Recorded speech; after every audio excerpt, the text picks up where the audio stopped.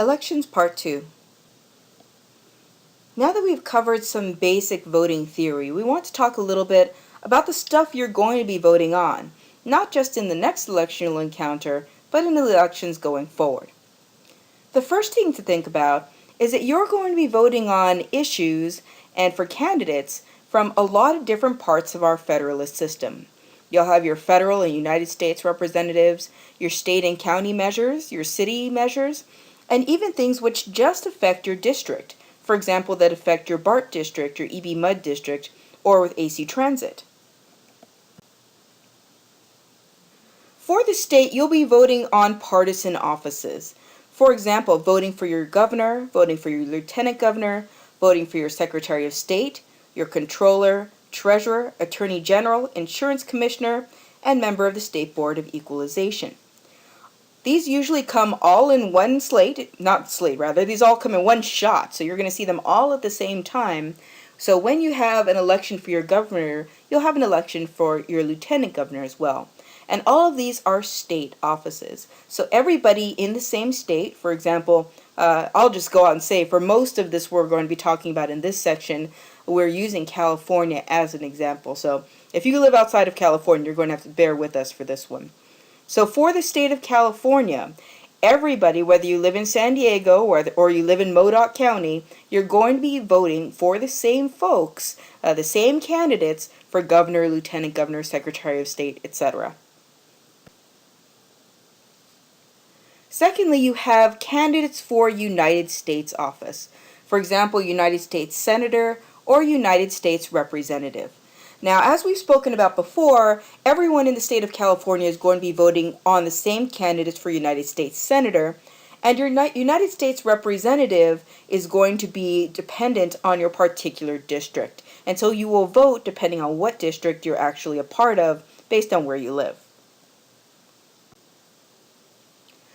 Going back to state office, we talk about your member of the state assembly or your member of the state senate. California has a bicameral legislature with an assembly and a senate, but their elections don't necessarily always line up. And so you may have a member running for assembly and not a member running for senate at the same time. So it's important to know who's running and in what races. Again, you're going to be voting by district. So for example, if you're in the 14th Assembly District, you'll have a candidate who's running specifically for that seat, and you can vote for only the people who are running for seats in your districts.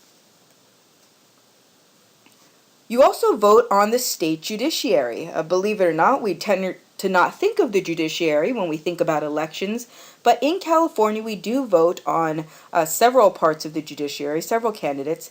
In this case, what you do most often is you vote yes or no for particular offices. So here's an example of what it would look like. The Chief Justice of the Supreme Court of California would be running, and what it would say on the ballot would look like this. Shall Associate Justice, Court of Appeal, 3rd Appellate District, Tani G. Kanto Sakayue be elected to the office for the term provided by law. And your job as the voter is just to simply check yes or to check no. Same thing goes with the Associate Justices of the Supreme Court for the Supreme Court of California. Shall Associate Justice of the Supreme Court Ming W. Chin be elected to the office for the term provided by law? Again, you would select yes or no. This makes it very easy to do some homework on these particular individuals to see whether or not you want to vote them into office. And it's really just, they've already been pre-screened for their particular qualifications, and this is just a voter approval of whether or not the person should enter office. You also have other state things like a nonpartisan state judicial race. For example, you're voting for your Superior Court judges, office number, whichever one it is. And so you may see folks who are Superior Court judges who are on the ballot as well in your particular jurisdiction. And you may also see nonpartisan state school races. So for example, voting for the State Superintendent of Public Instruction. That would be somebody who is in charge of the whole public instruction system for the entire state of California. So again, voting throughout the state is going to happen for that for that at-large election. But that still has to do with your general statewide versus assembly district or versus district type of race. You also have your city races. So you can have city or county stuff you'll be voting on, which will be specific to the city or county that you live in.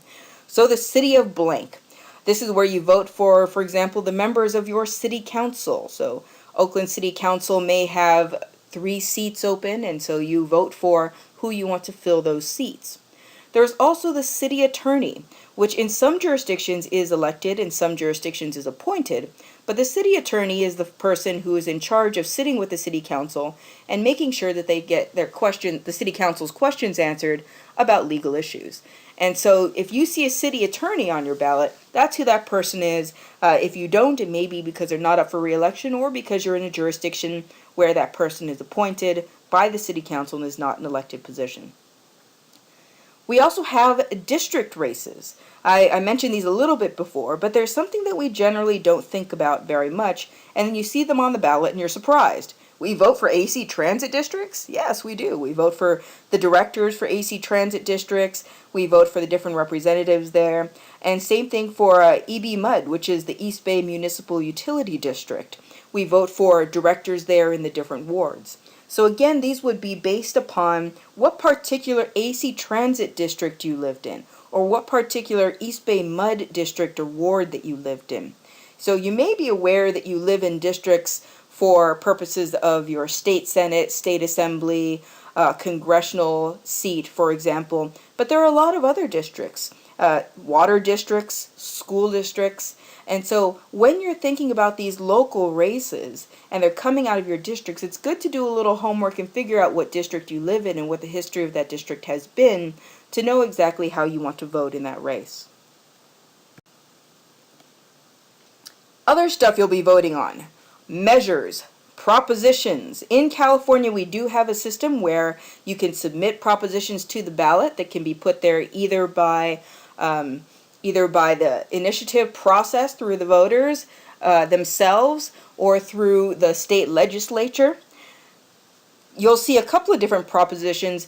Generally, you're going to see more propositions on a general election ballot than on a primary election ballot. This is simply because more folks turn out to vote at the general election ballots, general elections. And so, depending on what the particular measure is, the proponents behind the measure are going to think about whether they want more people coming out and voting on this or less people coming out and voting on this. And that's going to determine which election they decide to run this particular measure in. These are, again, state measures when you're dealing with propositions. When you see Proposition 8, Proposition 16, Proposition 41, these are the entire state. Now, you may have local measures, which say Measure A, Measure B, Measure C. Now those, if they're letters, not numbers, those are going to be for your local jurisdictions and not for the entire state. But it's going to be the same yes or no thing. Oh, and here they are. For county, Measure F, for example, City of Albany, City of Oakland, Measure NOPQ, whatever it is. And they will be the letters, and they'll be preceded by the word measure instead of the word proposition. Now, you'll be able to find the full texts of all of these measures and all of the propositions in your voter information pamphlets. The sample ballots, which are mailed out, so you may get a couple of different things in the mail around election time. One is a sample ballot, which tells you this is exactly what your ballot is going to be looking like when you go to the polls. So to kind of give you an idea of what to expect. And these can be brought into the polls with you so you can mark down your preferences and just copy them over. And then there's also a voter information pamphlet, a voter guide, which is going to have the full texts of the local measures, full text of the propositions printed right in there so you can read through them and make sure you know which way you want to vote. Which brings us to the general voter information guide. They publish these for the primary election and for the general election, and you'll get them, they're kind of newspapery colored, a couple of pages long. You get these in the mail, and it says when your election is, and it goes through all of these different things. And so this is what the covers look like for the primary election and the general election in California. One more thing I want to point out at the table of contents. All the different things that you have in here all of the different information. So you have the quick reference guide on page 9, which is going to tell you just in a one page what things look like, the different propositions, overview of state bond debt. So if you're interested in state bonds, or if a particular proposition or measure says they're going to float a bond, this tells you exactly what the different types of bonds are and how to understand them. There are also political party statements of purpose. There are voluntary campaign spending limits for campaigns for statewide elected office. Let you know which candidates actually decided to voluntarily meet that spending limit and not go over. You have candidate statements from the folks who are running. Then you have the text of the proposed laws, which is what I was saying about having all of the words of the actual proposition or measure right there for you to read. Then you have your Voters' Bill of Rights, and then some other information pages. We'll go over just a few of these. The political party statements of purpose I put in because we were talking previously about different political parties and their platforms and what they stand for. Well, this is another way to get information about your particular local parties. So these will be the California-wide parties that have might have their particular spin on what the party's literature should read or what the party stands for. And so these are great things to read. They're drawn by lot. And so the first one at the top is not because that party is the most or least popular. It's not even because it's alphabetized that way. It's because it's just randomly pulled. So for example, in this particular voter guide, the Green Party is first, the American Independent Party is second, and the Peace and Freedom Party is third. Democrat and Republican are in there too. They actually come in at the last two parties to be discussed. But this is a way to familiarize yourself with the different parties as well, and to get to know who are in charge of the parties in your jurisdiction, and it has contact information for each of the parties, websites for each of the parties to get to know them better, and other information which could help you make your choice. Then we also have the candidate statements by office. This is where you're going to learn a very little bit about the folks who are running for the different offices. They have a certain they have a word count limit. I'm not exactly sure what it is, but they can only go past to a certain number of words to tell you about themselves and why they want the job. And the first thing they're going to tell you at the top is what their name is and what their party is. And you'll see, particularly on this page, the increased number of people who are running without a party preference or who are running independent. So they are not running as a Democrat, a Republican, or as a Green Party candidate. They say they have no party at all. And so that may hurt them, that might help them, depending on what we know about ID and about the new large swath of independent voters that we're getting. But that's one of the pieces of information it's going to give you. It's going to give you their contact information and then a little blurb about them and why they think that you should vote for them. This is the quick reference guide. It's the first part that tells you the differences between the propositions. It'll just give you a very quick summary and what your vote, yes or no, means and what the arguments are on both sides. It'll also give you a little bit at the bottom about who to contact if you want more information. Now this is the quick reference guide. It is the short piece. There's a lot more information in this guide about these propositions, so don't stop here. This is usually to jog your memory about what it is that you were reading, but don't stop here in terms of your research into what the different propositions mean. Flip a couple pages and you will get to the part that's prepared by the Attorney General on that proposition. It's the official title and summary of the particular proposition that you're looking at. So this is supposed to be a nonpartisan, objective statement of what the proposition is and what it does. This doesn't have arguments one way or another, but just gives you some kind of the basic facts about the particular proposition. So after the quick reference, this is the next thing to go to take a look at what's been said about this particular measure or this particular proposition, and what the analysis by the legislative analyst has been. Then you get to the text of the proposed laws. For the particularly hardy and diligent folks out there, this is the full text of what is going to be enacted into law. So this is where you can go through and see exactly the language that if this proposition passes is going to be encoded as part of the laws of California.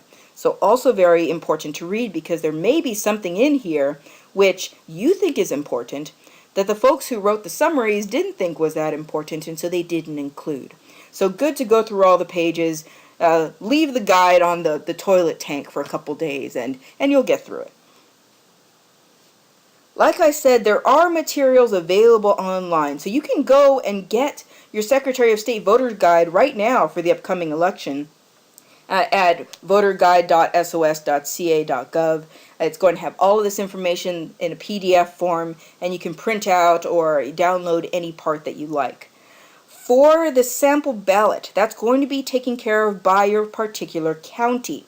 So you want to go to your particular county's registrar of voters, and you can get that pamphlet. For Alameda County, that's acgov.org/ROV for registrar of voters. But really, if you just Google search for your county registrar of voters, it's going to pop that up, and you can generally see all of the information that they would send you in the mail in PDFs or online in some way for you to digest it in that way.